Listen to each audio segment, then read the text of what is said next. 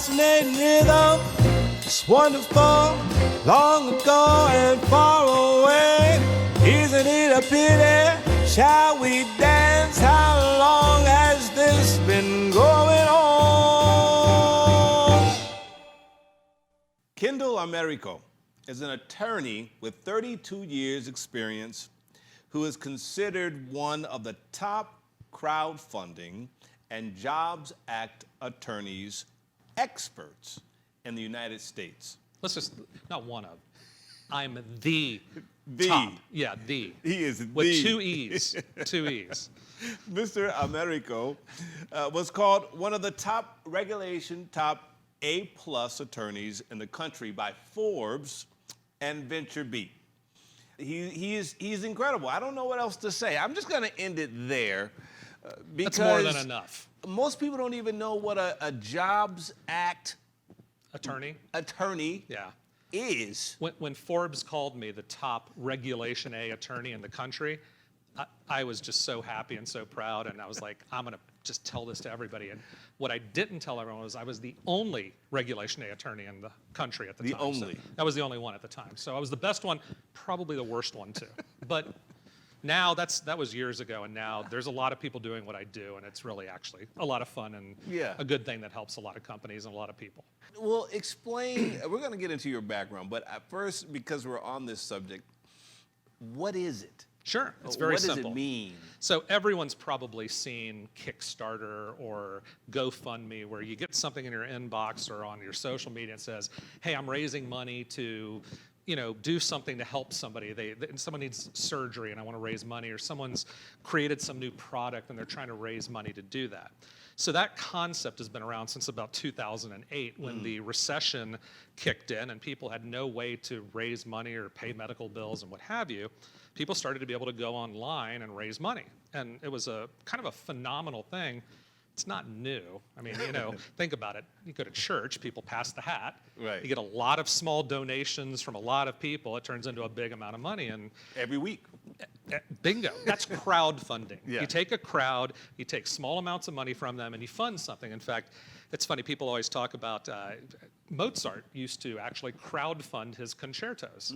He would sell his music, his sheets of music after his concerts because Mozart had no money. And he had to fund himself a lot of times. And so this isn't something that's new. Yeah. What's new is, as of 2012, a law got passed called the Jobs Act. Jobs stands for, it has nothing to do with jobs. It stands for Jumpstart Our Business Startups Act. And what that means is you can raise money online to start a business or to grow a business by having people invest in your business, actually own part of the business. Shares. They own shares. Equity. They own equity. They own, or it could be a loan, or it could be, but it's real equity. So now you have companies not just going, hey, let's raise a little bit of money so I can make a new product, and those people that gave them the money might get they might get the product. Now companies can go online and say, we want to raise millions of dollars to grow our company, and you can invest. Now, that sounds to most people like, well, I can do that in the stock market anyway, right? These are private companies. These are early stage companies. So someone's got a startup with a great idea. Think Mark Zuckerberg sitting in his dorm room at Harvard. That guy had a great idea. Him and his buddies had an incredible idea, but they didn't have any money. Right. They weren't allowed to go online and say, do you want to invest in Facebook, and have people from the general public invest in it at that time. The only people that could invest were rich people, well-connected people, venture capitalists. The wealthy get wealthier by investing in these new companies at an early stage. Right. So what this law has done, and what I do, is we take companies like that, and now anyone in the world can invest. You might invest $100 into the next Facebook. It's all done online. You don't have to go on a broker. You don't watch the stock on the stock market. You're in there for the long haul until that company grows. And it's just a really cool, amazing thing. You'd think you would have always been able to do that. But until 2012, it was illegal to let regular people invest in small, young companies. Wow. Why? Wow. The rich people wanted to get richer. The well-connected wanted to keep all that power to themselves. I call this law the great democratization of the startup process or the capital raising process because anyone can invest. And it's a really amazing thing for people, both companies and individuals who can now be a part of these things from the very beginning. Wow, that's incredible, first of all. And why do you think it became legal? Well, it started with the Kickstarters of the world where you weren't really investing in the company, you were just helping a company fund something. And Congress took notice that companies were raising millions of dollars doing this, but the people that were giving them money weren't getting a part of the company. They were getting a perk. Exactly. You know? Hey, I'm gonna build a new watch. All right, you're gonna give me $200, and in 6 months when I make this watch, I'm gonna send you the watch. But I don't have the watch right now. Right. But you don't own part of my watch company. You're just getting a watch. It's kind of like I'm gonna pre-order an Apple, the new iPhone 12. I'm gonna go order it now because I want to be the first one to get it. People were capitalizing on that and doing $10 million sometimes. Congress looked at it and went, what if we let people sell stock and people could actually invest in these companies and not just get the watch? Now you get stock in the company, you own the company, and you get the watch. Right. So it's a game changer. It's a total game changer, and one of the few laws ever to pretty much go through Congress unscathed. Both parties supported it, because why wouldn't you? And everyone was behind it. It almost unanimously went through the House and the Senate, became the law, and now it's a very common thing. Most people probably at this point have heard from somebody, somehow, either an email or a friend, social media post where they go, hey, you can invest in this company now, and it's really cool. It's an amazing thing. What's the market cap? Like, it's in the huge. billions. It's in the billions now. Yeah. Yeah. So in 2019, it was about 2.4 billion that went through the system. Yeah. There's a lot of money that go through this, and there are, companies that are unicorns now, literally billion-dollar valuation companies because of this law. Well, you, my good friend, have done one of the biggest crowdfunding deals in crowdfunding history. Right. You were just talking about before we started rolling, Brewdog. Yep. Tell us about Brewdog, how that came to be, Sure. and how that evolution of raises, because they didn't that increased over several raises, and it's been a phenomenon. Yeah. So Brewdog is a Scottish brewery. Started as a Scottish brewery. Two good friends who brewed phenomenal craft beer that was unlike anything the UK had ever seen before. They basically modeled it after the craft beers here in the United States that were very popular, but it was all new there. And they were selling beer at farmers markets and brewing beer in a little storage shed that, embarrassing small place. And it was the two of them and a dog. That was it. And That dog's really rich right now. yeah, Brewdog is, every version of Brewdog has been very wealthy. So they decided that they needed to raise some money. The story goes, and this is an awesome story, Tesco is kind of like the Walmart of the UK. So everywhere there's Tesco, big chain. And Tesco held a contest for craft breweries in the UK. And so you submitted your craft beer, and the winner of that was supposed to get an order to have their beer in Tesco, 30,000 cases of beer. So Brewdog submitted 5 beers into this contest, and there were hundreds of beers that were submitted from all over the country. Brewdog came in first, second, and third. Wow. Yeah, so their quality of their product is incredible. Now, this was 10 or 11 years ago. Fast forward, they're like, okay, we're going to get this great order now, 30,000 cases of beer. They had no money to make 30,000 cases of beer.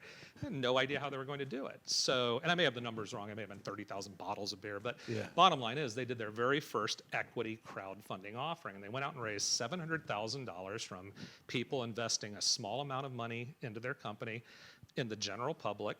And that was 10 or so years ago. They've now done, I believe, 11 rounds of this and have raised over $100 million. They now have over 120,000 investors around the world. Pretty much every country in the world has someone who is a part of Brewdog. Brewdog's now worth over $1 billion. They're in 80 countries. They have bars all over the world.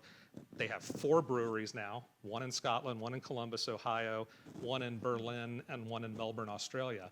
And they're doing crowdfunding, this equity crowdfunding, as we call it, this Jobs Act type thing under different laws in different countries. And they were one of the first ones to do it here in the US, and I'm fortunate enough to be the person who guided them through that. I'm their attorney. Wow. Yeah, it's a cool story. That's incredible. Yeah. What were you doing before you got into this kind of law? Because your background is very unique, and you know, I know people may be watching this podcast and this interview, wondering, okay, so how does Kendall factor in to Elijah Rock and this whole thing? But wait till you see and hear why. It's profound. Your background before all of this, you were an entertainment, sports manager, attorney. So you've been in the sports entertainment business. And so that's how you first started putting your legal expertise to practice, would you say? Yeah, definitely. It really kind of started in the 50s when I was part of the Rat Pack. And Sammy He and represented Frank and Sammy. Yeah, Dino and I, we'd be out at the sands and the dunes just pounding beers and, you know, no, but... Sidecars. Yeah, that's right, sidecars. So a little whiskey over here, and Frank would, you know, Rickles would be around. It was just nuts. But no, it all really started back... My background, as my undergraduate degree, is in journalism, and I've always loved television. I've always loved broadcasting and filmmaking, and wanted to be a filmmaker growing up. So I've always played with, you know, marketing and TV, and all of those things are just natural to me. Those things don't really meld with the world of being a lawyer. You know, lawyers are generally, you know, boring and not the most thrilling people to be around, and they certainly don't have a lot of creativity. That's not their job. Right. So it was always this frustration in the background that I couldn't do the things that I loved to do while I was practicing law, which I also loved doing. I was fortunate to get into the world of representing professional athletes and entertainers. And so that kind of opened the door to me to be able to do some things with my background that I always wanted to do, because it's a lot of promotion, a lot of marketing, a lot negotiating, of bingo, all the paperwork. Bingo. You know? It's not just papers. It's not just contracts. This is now like, hey, I've got to get somebody to eat. I got to get somebody to ESPN because they're in the Super Bowl tomorrow, and I got to make sure the shot's right. And all those things became like parts of what I did. So it was, you know, famous story. My better half, Tess, who's, you know, an investment banker who works with me on a lot of things. Back in the Kickstarter days, she saw Kickstarter. She saw this company raise $10 million and brought it to my attention and said, did you see this company raise $10 million to sell a watch called the Pebble watch? And nobody invested in this company. Everyone, I couldn't understand for the life of me why people gave money to this company to get something that didn't exist. This was 2008, or maybe it was after that, 2010 or so. And long story short, I'm watching this thing going, and I said to my office at the time, the staff, if they ever make it illegal to do what these people are doing online and actually sell stock in those companies at the same time, I'm not doing anything else for the rest of my legal career other than doing that. Thinking full well, that's never going to happen. It had been illegal for 80 years. There's no way they're going to let this happen. I'm like, well, I'm still free to do what I want. 2 years later, Tess walks into my office, throws the Wall Street Journal on my desk, April 5th, 2012, the day the Jobs Act passed, and goes, well, remember that thing you said a couple of years ago? Oh, yeah. And I did. We stopped everything we were doing, and that's what I've done ever since then, is just help companies raise money online doing this, because it's such a game changer. And not just for companies, but the fact that you can put a small amount of money into a business. Anyone can afford to do this. I mean, some of these Brewdog's accepted $50 from people, you know? Yeah. I love telling the story. Brewdog's first investment, that story I told earlier, where they, you know, basically raised $700,000 from a few people, just people that were fans of their beer, people that bought their beer at farmers markets and things like that. Those people, about 3 years ago, Brewdog took in a big investment into their company, and those people had a 3,000% return, the ones who were in the first equity crowdfunding. For every dollar, they got something like $2,864. But that wasn't available for anyone to do before these laws existed. You know, if you were rich, you got to do that. If you were a normal person, you couldn't do it. And that's what I love is it helps normal people, everyday people like us. It helps, well, you're a superstar. I mean, I'm an everyday person. That's Elijah was always in these deals from the very beginning. It's like Zuckerberg's calling him up, Elijah, you can get in right now. Yeah. You know, I mean, so you know, but anyway, that aside, but it was really a phenomenal thing. And companies, you know, one of the things I always try to remind people of is a company is just a bunch of people. You know, Brewdog employs 2,000 people around the world now. They were 2 guys and a dog 10 years ago. They have 2,000 people who they are responsible for their earning a living. That's amazing. And it's all because they were allowed to go to regular everyday people and say, give me $100 and you can own part of my company. Yeah. It really is an amazing It's thing. an amazing thing. Well, you and I met through my cousin, who has a startup, a wonderful entertainment technology company. And I remember him telling me about you and telling me about this whole thing. And I was flabbergasted. And I went to school because, you know, Mike, he does his due diligence. He digs in. And then we had this wonderful unfoldment when we got to connect dots with a friend of mine, Brad Wilson, a producer in Hollywood. And I introduced you to Brad, and you and Brad have done a deal. And I think I said to Mike, I said, can you believe it? I said, Brad Wilson has struck a deal with this guy even before I have. But you know, I'm so happy that it worked out and that he had a project, a film that was right up your alley. Now, the thing about you that's so unique, I have to say, and this goes back to what you were saying earlier, this interest that you have had in entertainment. And you have an uncanny love, I would say, for film. Yes. Where did that happen? Like, were you a little kid and you just became fascinated with film? And we'll circle back to why this is so important now, because you're crowd investing film now, which is incredible. But I want to kind of take you back to where film became like this passion for you that's unfolded. I remember my parents having a Super 8 camera.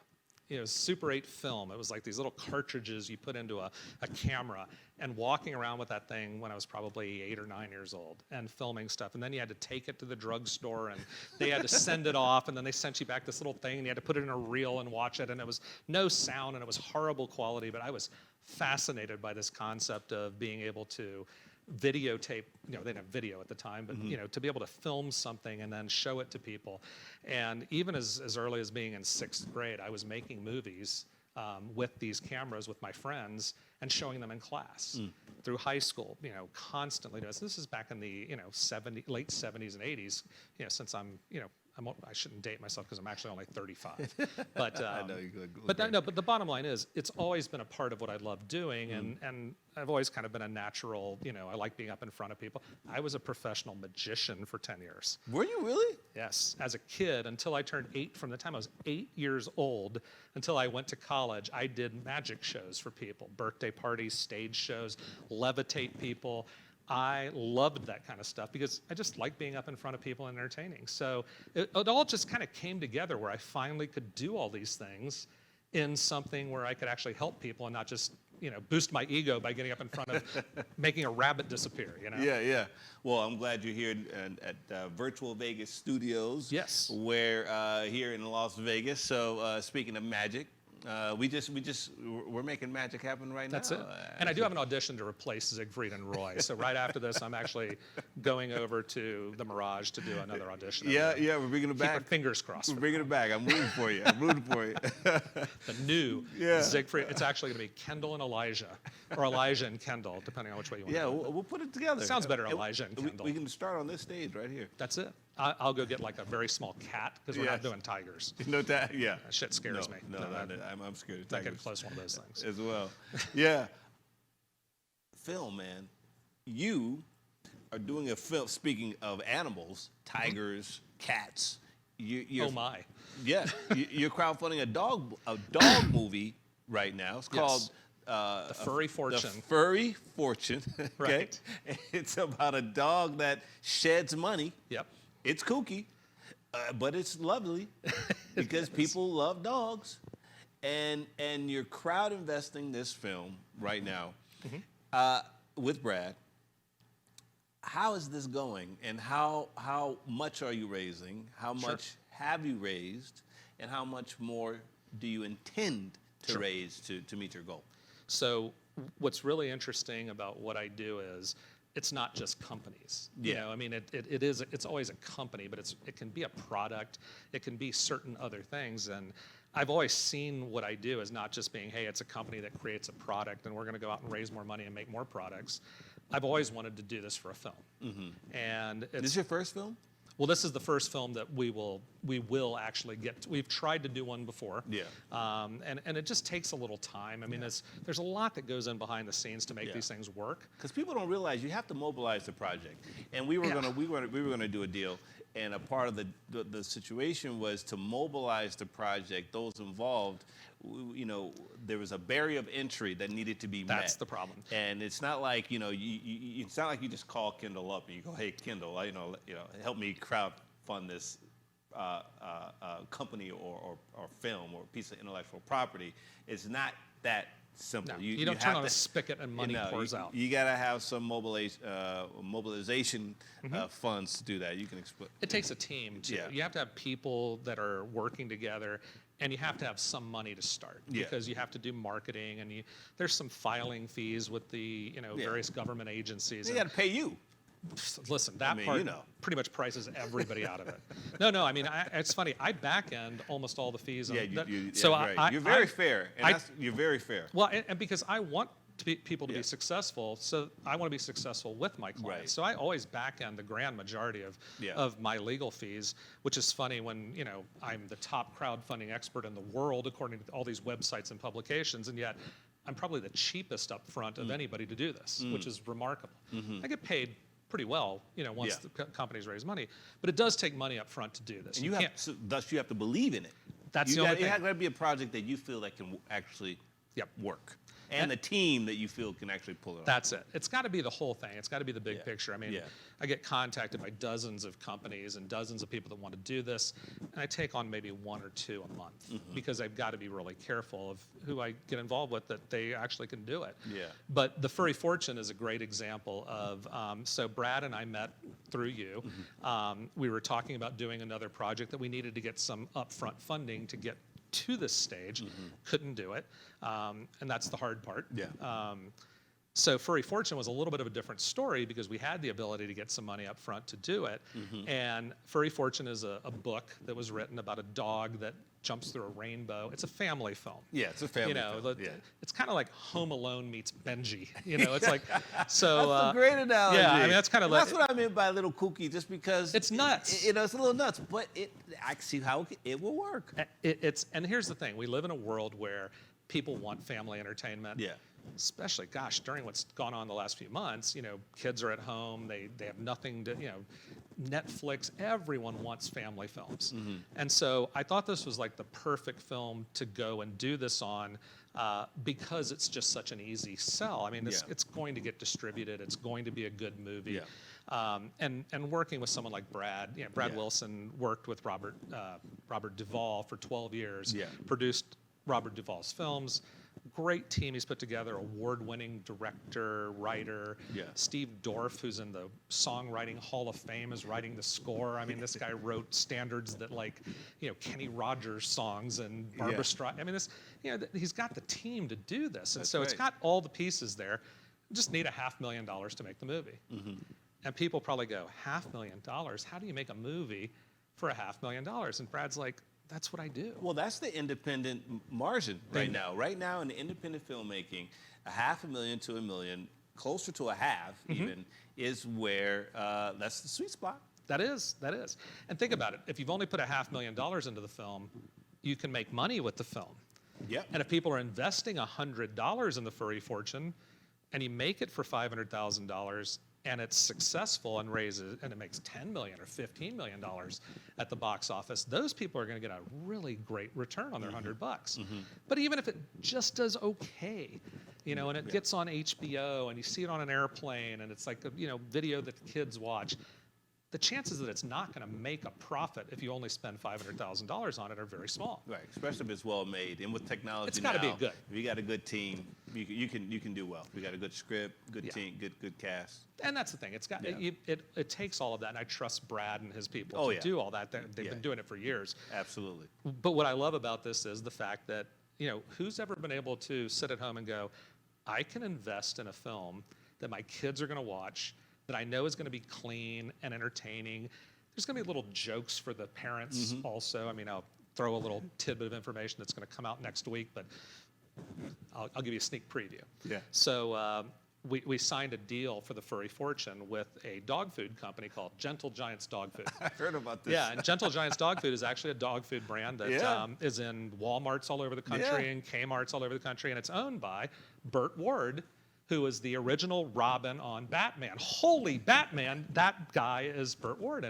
And Burt is going to do a cameo in the film, right?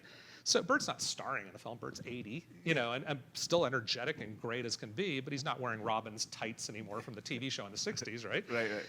But the fact that he'll be in this movie, parents and grandparents are going to want to take their kids, and they're going to recognize, wait a minute, and they'll do something fun with that. So it's going to be a kind of, you know, shows like SpongeBob SquarePants, where they'll throw in little jokes for parents. Yeah. Stuff that goes right over the kid's head, and you see something like, oh, that's kind of funny. It's going to be a lot of that kind of thing. So parents will enjoy it. It's not going to be like the greatest film for parents in the world, but it'll be a great film for the parents to watch with their kids. Right. You know, and so to me, it's just a no-brainer. And to let people invest $100 in the Furry Fortune and get their name in the credits. So John Smith, who has a 4-year-old kid, John's going to see his name in the credits. He's going to see his daughter's name in the credits. He's going to see his dog's name in the credits.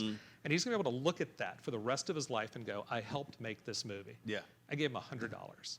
We've already got 1,000 people that have invested. I have friends who've invested. Oh, I do too. I have passed this thing along, and I have friends that People love it. They're excited. Yep. And I tell you, one of the things, reasons why they're excited is they get to follow the progression of the film.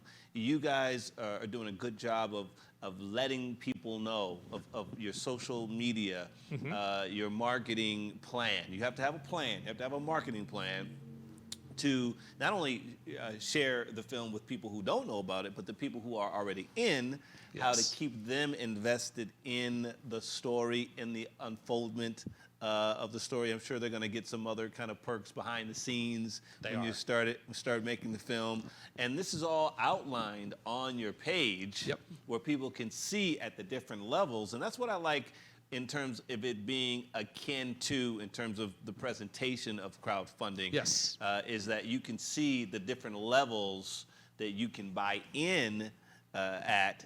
And I also hear you guys are doing something quite significant where people will be able to track their investment. Yes. Almost like an E-Trade in a sense, where you can see where the money's going. And that kind of transparency is contrary. They don't like that in Hollywood. To the Hollywood. Yeah, they don't like that. Accounting methodologies. It's very, very famous, and this is one of the things you and I know because I told you this the first time I met you. Yeah. The only way first of all, when you do these capital raises, when you're raising money online, doing this crowdfunding stuff, you have to, you're getting people's money who they're giving you money to build something. You got to do right by those people.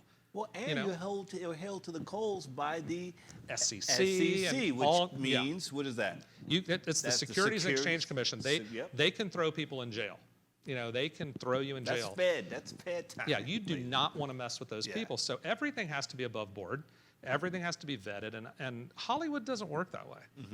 You know, don't want to make any, I don't want Harvey Weinstein from prison getting mad at me here, but Hollywood doesn't like to tell people how much money they make because it's all secret and all behind the scenes. And Forrest Gump had $600 million at the box office, and yet the studio said it never made a profit.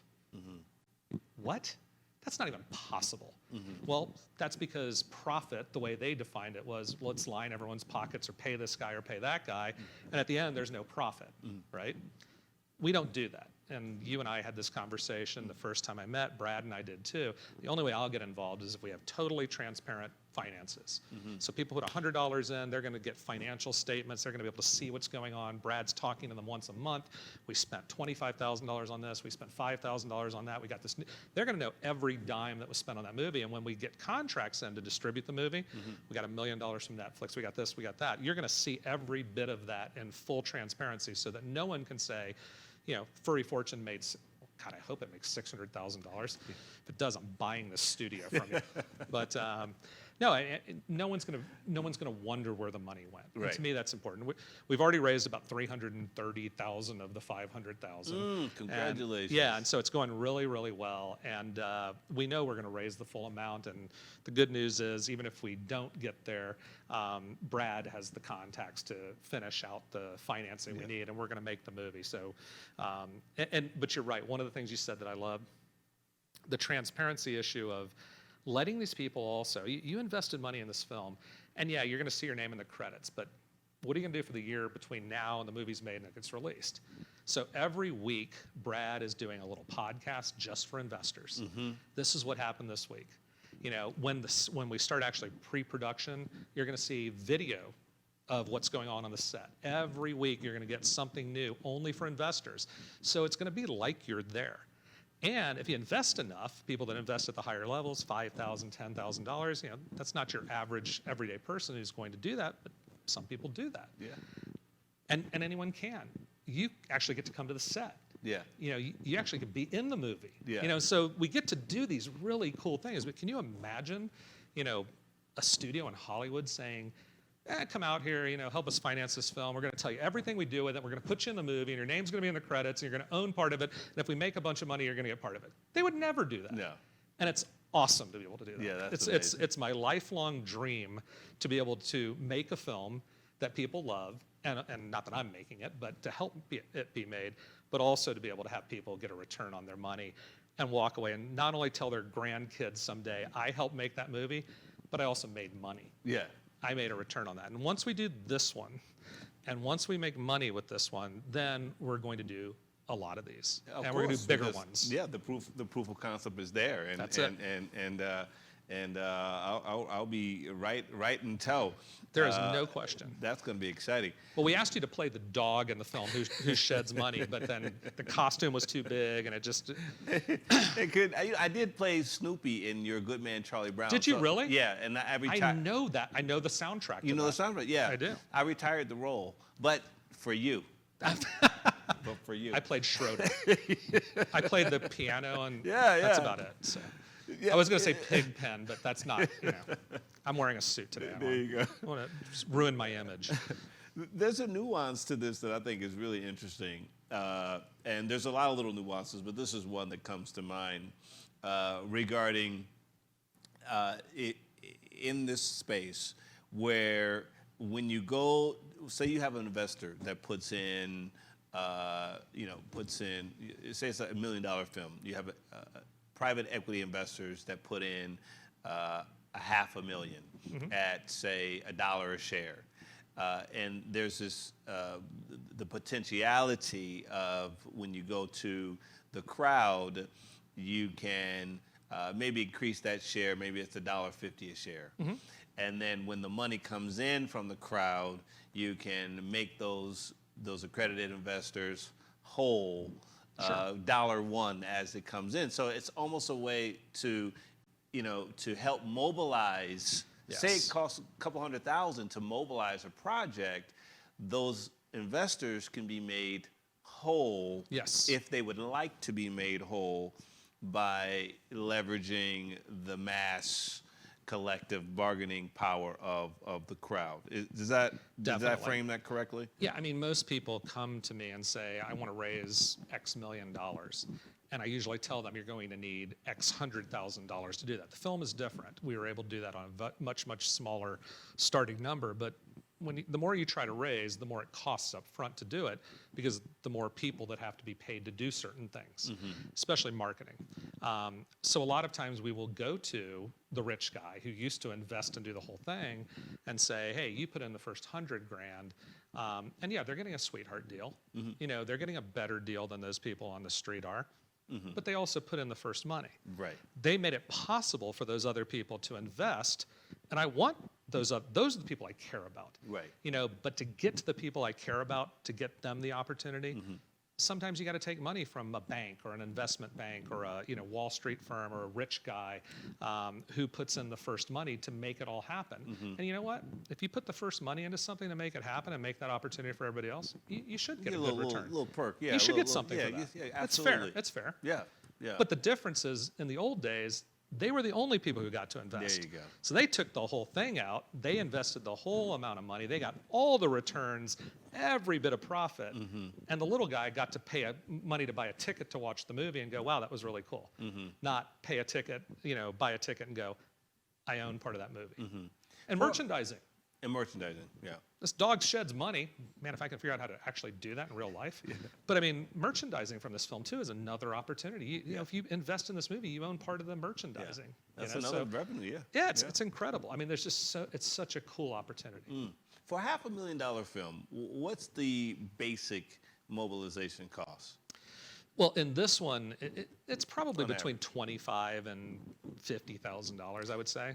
That's ballpark. doable. Yeah, That's doable. Now, and basically what you're saying is the higher the budget, the more it costs to mobilize. Yeah. So it's better to stay in that sweet spot of a $500,000 to $1 million, so that it doesn't cost you as much to get things going. We're able to use a different law. So there's a couple of different laws, and I'm not going to bore people with the details of the laws, but we're able to use a different law that's less expensive to do if you're only raising under $1 million.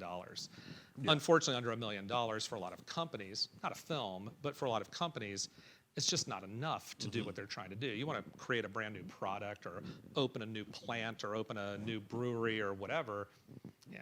$500,000 isn't going to be enough. And so when you have to raise $5 million, $10 million, $20 million, it costs a lot more to do it. It's not, I get paid the exact same thing. Yeah. But it's all the other things that you have to do, the marketing, the accountants, there's just Broker dealer.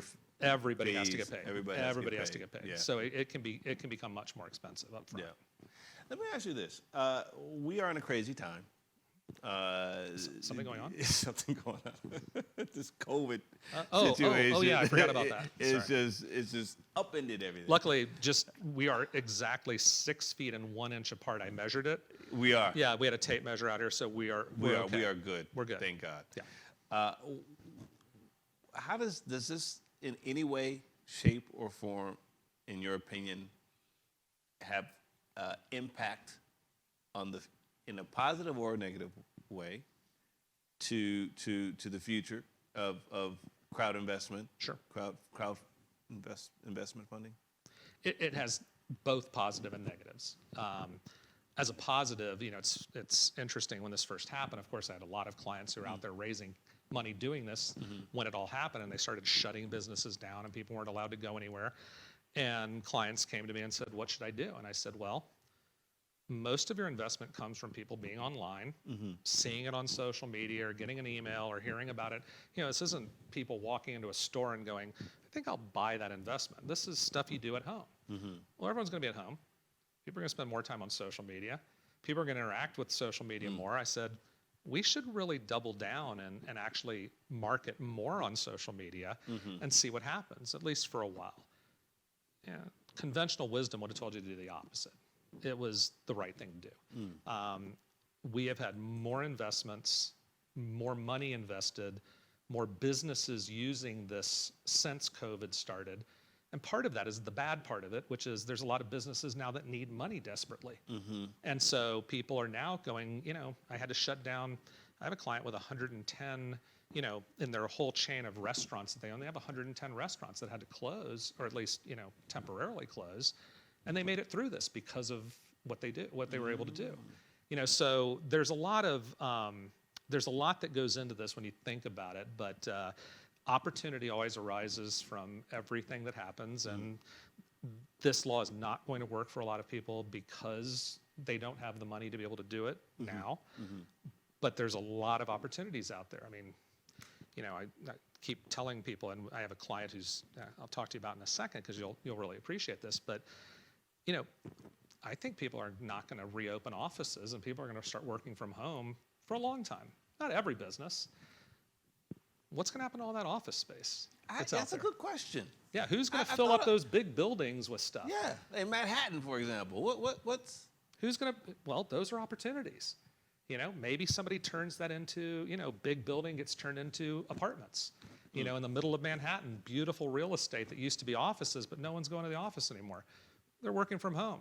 Well, convert it into condos. So there's going to be opportunities like that arise. Sadly, because some businesses are going to go out of business, there's going to be opportunities to take over businesses, and fund it that way. So there's always opportunity that comes out of these things, and it's people that look around and are smart and think about it. It can be a very good thing to have that opportunity, but it's a terrible thing what's going on. But we have to keep moving. You have to keep going. Yeah. You have to keep going. Is there a particular industry that you think is an emerging industry for crowd investing that hasn't quite percolated yet, or it's percolating and hasn't quite manifest yet? I think real estate it's percolating, and it's done pretty well in this world. Because think about it. Even if you don't know anything about investing, everyone wants to invest in real estate. Man, I wish I owned that piece of property. How many times are you driving down the road and going, I remember I used to drive down the road with my grandfather. He was an old Italian immigrant, and we would drive through Tampa where I grew up, and he'd go, Kenny, I used to own that piece of land there, and that's where the stadium is that the Bucks play in. And he's like, I owned a little piece of that. And, and I could have bought this one over here for $200 in 1914. You're like, people understand the concept of owning land and owning buildings and things like that. So it's a very easy sell if you have a good, real estate mind and know what you're doing. I have a client, and you'll appreciate this. This is pretty new, but he's all over the media right now. And the name of the company is NYCE, N-Y-C-E, and Philip is the founder of it. Philip, his goal is to have 100,000 people of color become millionaires in the next 10 years investing in real estate projects with him. Oh. And he already has a lot of real estate under his belt. He's a young guy. He's in his 20s. Wow. Smart guy, MBA from Harvard. Came to New York City with $79 in his pocket. Didn't come from money.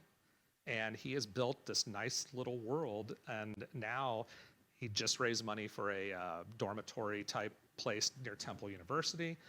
We're doing a lot of new projects together where we're going to be raising capital, but he really wants to be able to say, those who were disadvantaged by society, for whatever reason, didn't have the opportunity to invest in real estate. And now, if you're an inner city youth and you can scrounge up $79, you can invest in one of these buildings.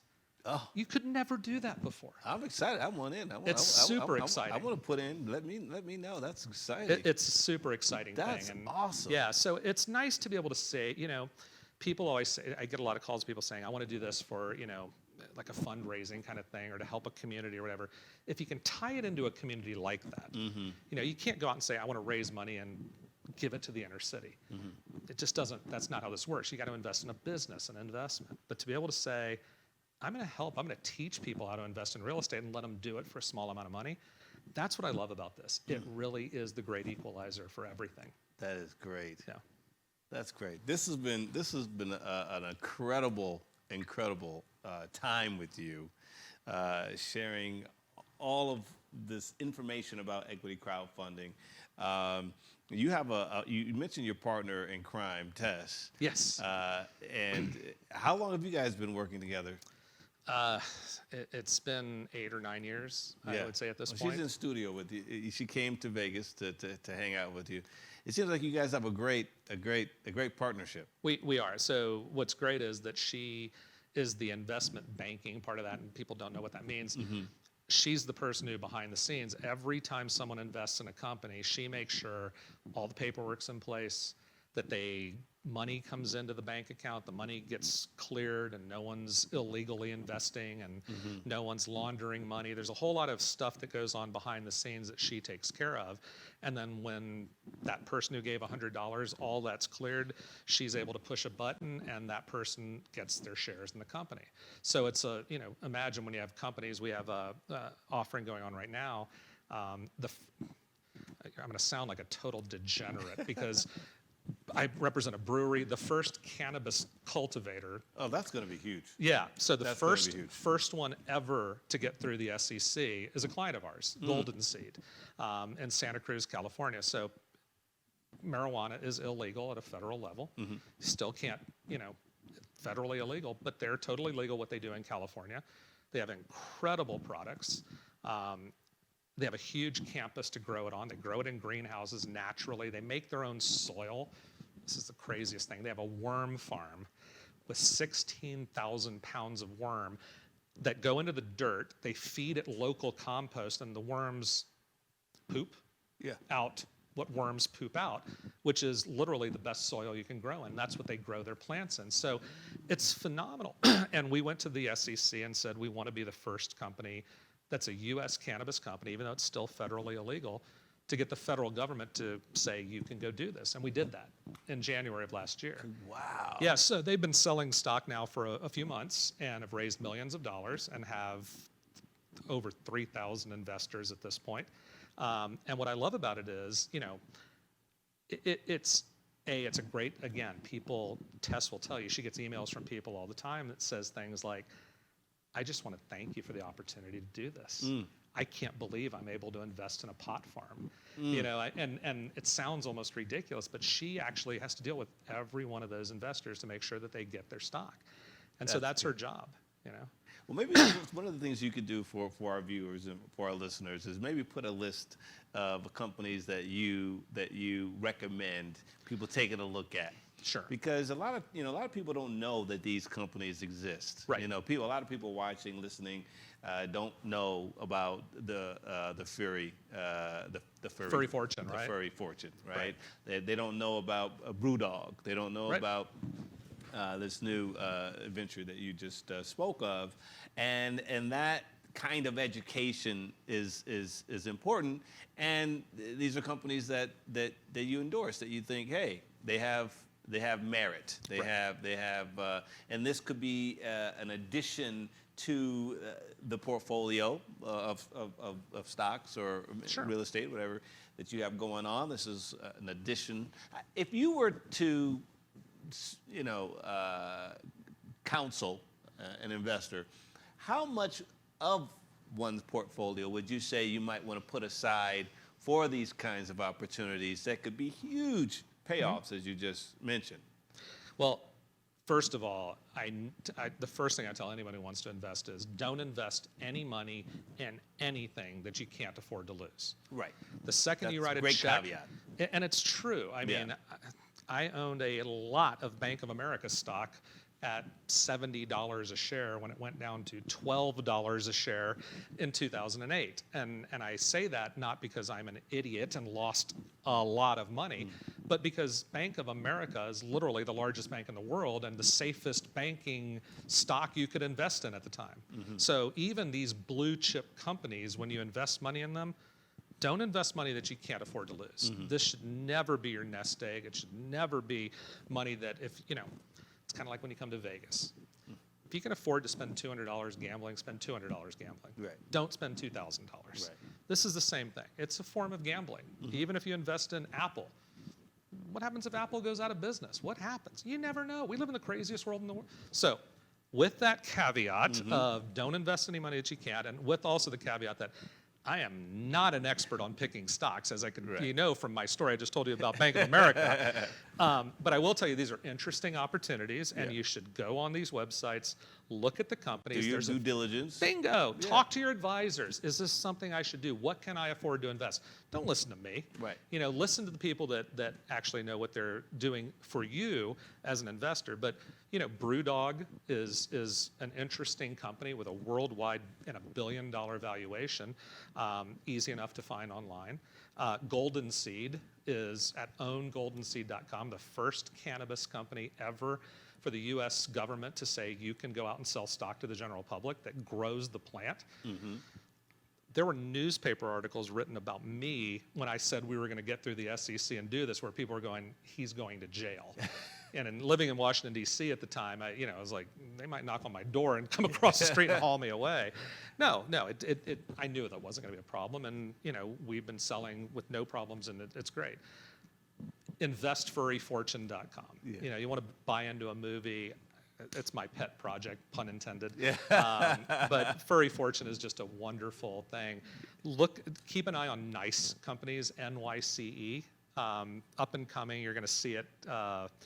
We're going to do a couple of Regulation A offerings for some buildings, and you know, I'd love to be a part of making 100,000 people of color into millionaires in the next 10 years. That would make me smile more than I can even imagine. You know, and there's another interesting one out there that's live right now that people could take a look at, called Tasty Equity. It's a restaurant chain in the Midwest. They own pizza and burrito stores, and you know, this is all over the place. That's what I love about it. There's a movie, there's a brewery, there's cannabis, there's pizza chain. There's real estate. I mean, these are totally diverse, different things. Pick something you're interested in. You know, there's a lot of these out there. I'm just a part of this community. There's hundreds of these opportunities out there. Watch the video, read the paperwork, talk to people, get some advice from your advisors. And you know, if you can afford to put $100 or $500 into something, do it. It's fun. It's fun. Yeah, it's fun. You never know what could happen. And hey, those people that put $600 or $700 into Brewdog made, you know, a small fortune from 10 years ago from something that nobody would have ever thought could have grown into $1 billion company. Yeah, what's the approximate return on that? It was 2,865%, exactly. Yeah, it was literally almost 3,000%. So you do the math. It's phenomenal. Yeah. I can't do the math. I just did the math, but somebody did it for me, and I just memorized the number because I need a calculator or my iPhone or one of those things, and just an abacus, whatever it is that works. Oh man, this has been a pleasure. Well, thanks for having me. Kendall Almerico. Can you pronounce your name for me? You can call me whatever you want. Almerico. It's Almerico, but Almerico. I've been. That's Spanish? It's Italian. It's Sicilian. It's Italiano. It's Sicilian. It's Sicilian. My family Almerico. probably was Almerico. a big part of the mob that started Vegas, and I'm just kidding. It had anything to do with that. We're going to be on it for another half hour. Yeah, I got to dig into All right, that I'm ready story. to talk. Let's. That's crazy. End up in cement shoes. Well, we're going to have Dig a hole in the desert, right? There you go. It's been my pleasure, my friend. Thank you for coming to town. I'm glad this worked out. Thank you for coming in studio, more importantly. And I get to see you. I haven't seen you in a while. It's been great. And we get to go have some dinner. I can't wait. Are you going to sing a song to close the show out for us? If I was I would sing, but I don't want to embarrass you and show you up on stage. That's amore. There we go. That's about as Sicilian as you can get. A little Dino. I love it. Kendall Almerico, everybody. Excuse my pronunciation, but this guy. It's me. It's the guy. This is the guy, and I'm so glad you joined us. And again, it's been a blast. Thanks, Elijah. Thank Appreciate you. it. So I wrote this book. Did you really? I wrote this book called The Fine Art of Romance. Romance. A bachelor's handbook. A bachelor's handbook. Awesome. Now, I'm a bachelor. Right. Now, I don't know if you are. I'm not. You're not a bachelor. You're hitched. I'm very, very happily involved with a wonderful woman. You're very happily involved. I was a bachelor once. You so were I a bachelor. remember that. You remember? I remember it. Well, see this. So I have to ask you this question before we leave. From your perspective.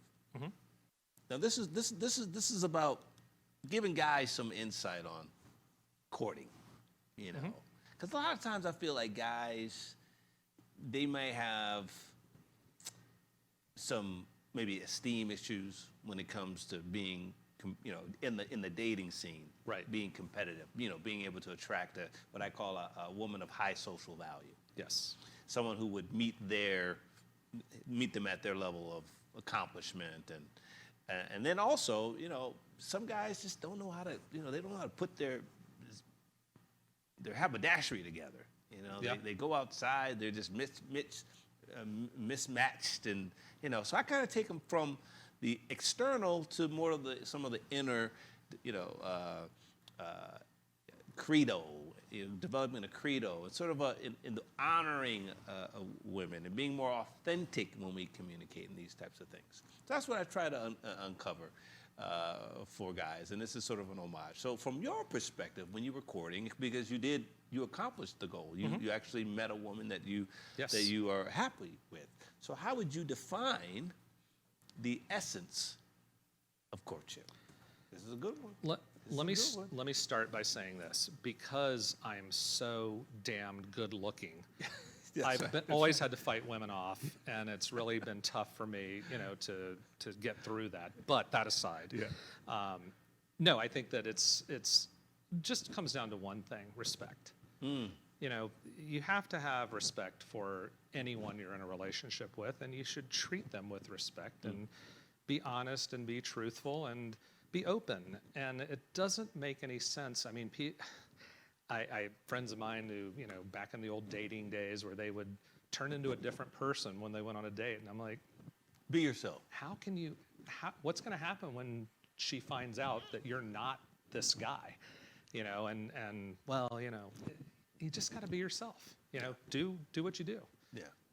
I like making people laugh. That's what I do. Yeah. I like to make people laugh, and so is that romantic? I don't know. Humor is huge. That's me. But humor is huge. Yeah. I think that whoever you're dating, you have to, if your humor doesn't jive with their humor, no question. And their humor doesn't jive with your humor, like on a natural level, right, you're gonna have problems. No question. Because right?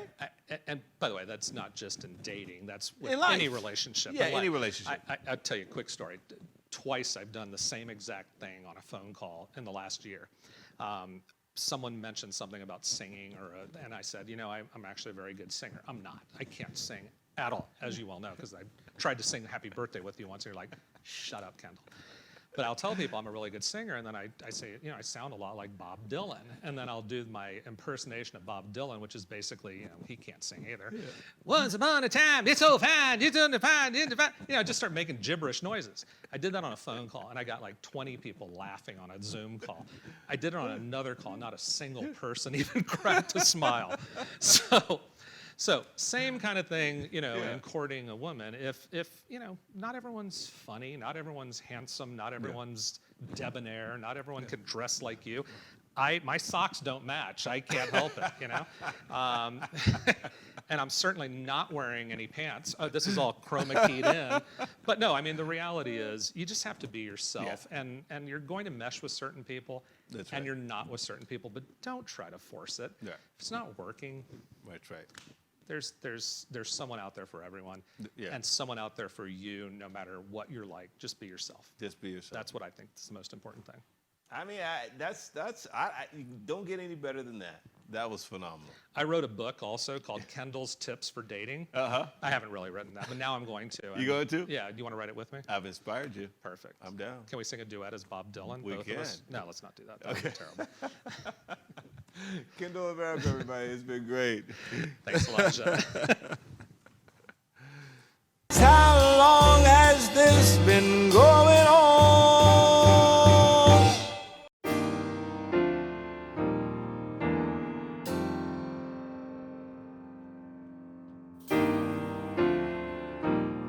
The Fine Art of Romance, A Bachelor's Handbook by Elijah Rock.